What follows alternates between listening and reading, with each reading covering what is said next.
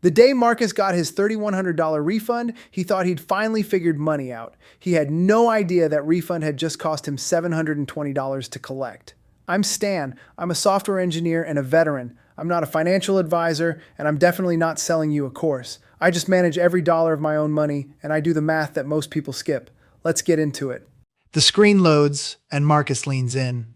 There it is, glowing green at the bottom of his tax software, the number he waits for all year. He pumps his fist like he hit the lottery. He has no idea he's celebrating getting his own money back. He grabs his phone before the screen even finishes loading, texts his brother, texts the group chat, refund hit, and the replies start rolling in, fire emojis, all caps. For one night, Marcus is the guy who figured money out. This is his proof. While everyone else blew through their paychecks, Marcus got a check back from the government. He calls it forced savings, the one trick that works for him. If he can't trust himself to save, at least the refund does it for him. And that belief that the refund is savings, that's the whole story. According to IRS data, the average American gets back about $3,100 every spring. That's no coincidence. It means most of us are over-withholding all year. Because here's what nobody told Marcus: a refund isn't a gift. It isn't a bonus. It's a word with a very specific meaning. He's already spending it in his head. New tires he's been putting off. Maybe a weekend trip. The credit card he'll knock down a little. Mostly, though, he just likes seeing the number. It feels like a reward for surviving the year. So let's say the word out loud. Refund. Refund.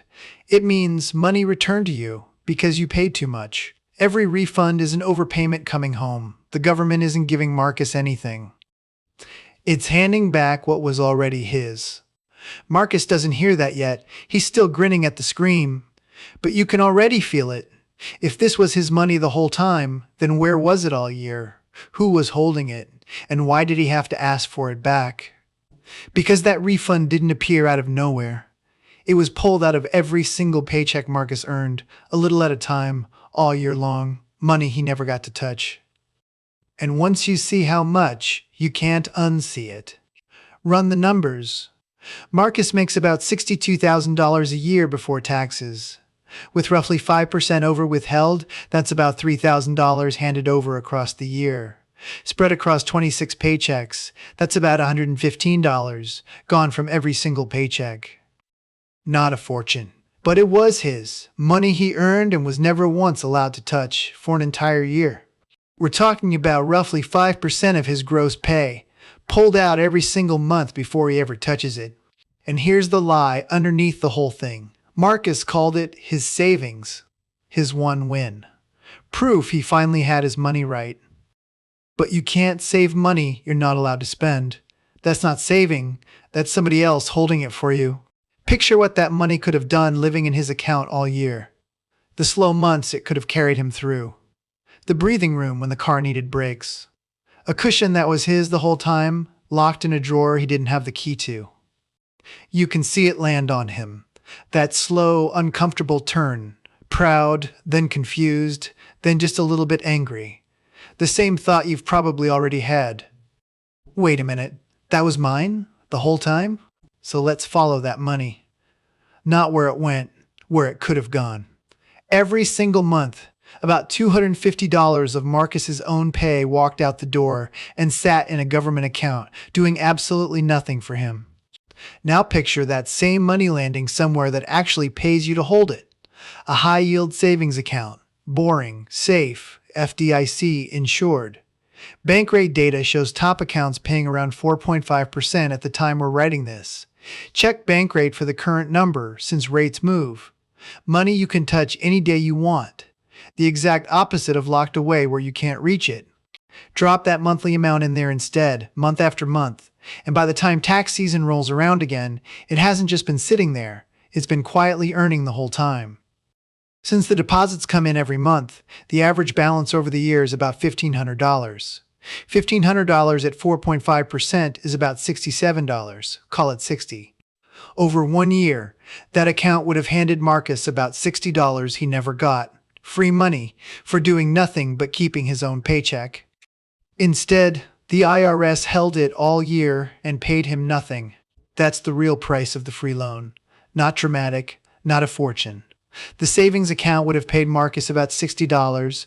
The IRS paid him nothing. And somehow, we celebrate the one that pays us nothing for the privilege. And remember, that's just the safe, lazy version of this story. Now meet Nora. Nora does the opposite of break even, on purpose. Every year she holds back more than she owes, way more, because one thing on this whole planet scares her more than giving up a little growth. Owing in April. The idea of writing a check to the government instead of getting one back keeps her up at night, so she overpays, way overpays. And she calls that giant refund relief. Peace of mind, she says. And I get it.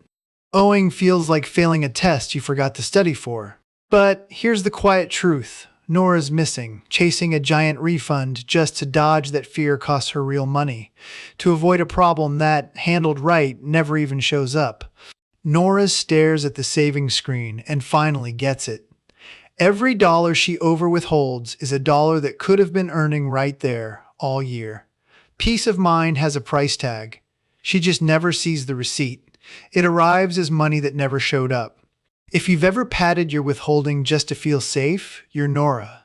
And being safe isn't free. You're choosing a slow, invisible loss over a scary, visible one.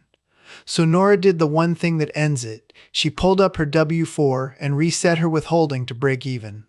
Same fear, finally handled. So that's the first bleed. The money that could have grown and didn't. Annoying, but survivable.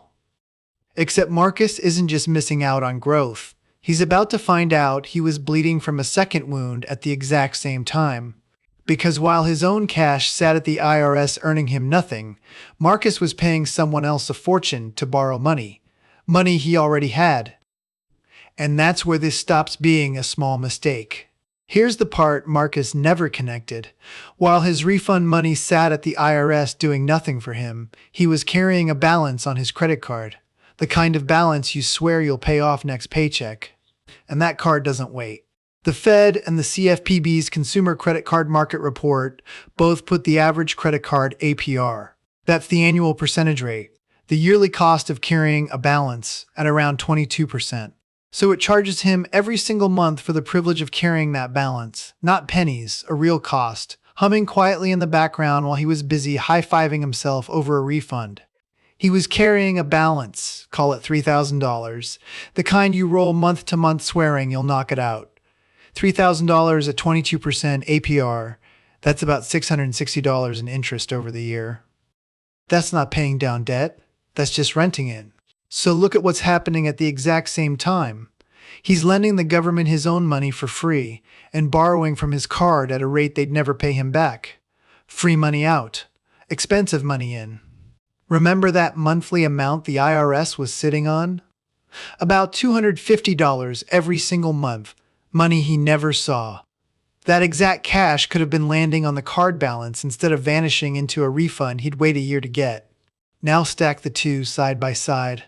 On one side, the savings he gave up, about $60 he could have earned. On the other, about $660 in card interest he never had to pay. Put them together, and being proud of that refund cost Marcus about $720 in a single year. Money walking out both doors at once for a win he thought he'd earned. And that's the moment it finally clicked for him. The refund was never the prize. It was the bill, one he'd been quietly paying himself every single spring. Sit with that for a second. He paid a bank to borrow money he already owned. It was his sitting at the IRS the whole time, and he was renting it back at full price. And here's the part that really stings. This wasn't a one-time slip, it's a setting.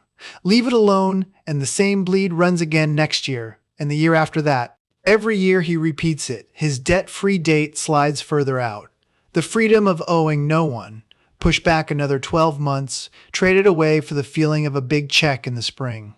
But here's the good news Marcus didn't see yet. He wasn't bad with money, he just had one setting turned the wrong way. And the fix? It was about to take him 15 minutes. That's when Marcus called Dee, the friend who always seemed calm about money. She didn't laugh, she just said the fix was smaller than he thought. One form. About 15 minutes. Here's what D told him. The goal was never the biggest refund. It was never owing a scary bill in April either. The target sits right in the middle. Break even with your money working all year. For Marcus, breaking even meant trimming his withholding by about $250 a month. That's it. Not a sacrifice. A setting changed once. The W-4 is the form that tells your employer how much tax to hold back. Marcus filled it out once the day he was hired, then never touched it again. Most people never do. 15 minutes, and it's fixed. Now the fun part, where that monthly money goes. First stop, the company match. Vanguard's How America Saves report shows the average employer match is free money most people skip. Marcus puts in $250 a month, and his employer matches it dollar for dollar. That's $500 a month going in. $500 a month for 12 months at the S&P 500 historical average of roughly 10% annualized. That's about $6,300 by next April. Drop that same amount into a high-yield savings account, and by year's end, it's about $3,000 in principal. And unlike the refund, this version actually pays him roughly $60 in interest the IRS never would have. And if he's carrying a balance on that credit card, the one charging him a fortune, every dollar aimed there is a guaranteed return because it stops the bleed at the highest rate he's got. So Marcus pulled up the form and changed it. Just like that, about $250 a month stopped going to the IRS and started showing up in his check. About $115 in every paycheck. The thing he was proudest of, that glowing green refund, he finally sees it for what it really is. He wasn't saving. He was lending the government his own money for free, then paying the bank to borrow it back. Not anymore. So here's the whole move, start to finish. Fix the W-4 so you break even. Capture that monthly cash, then point it, in order, at the 401k match, the savings, then whatever card is costing you the most. This week, do one thing. Pull up last year's refund and divide it by 12. That number? That's what you handed over, interest-free, every single month you weren't allowed to touch it. Then go change your W-4. The refund was never a gift.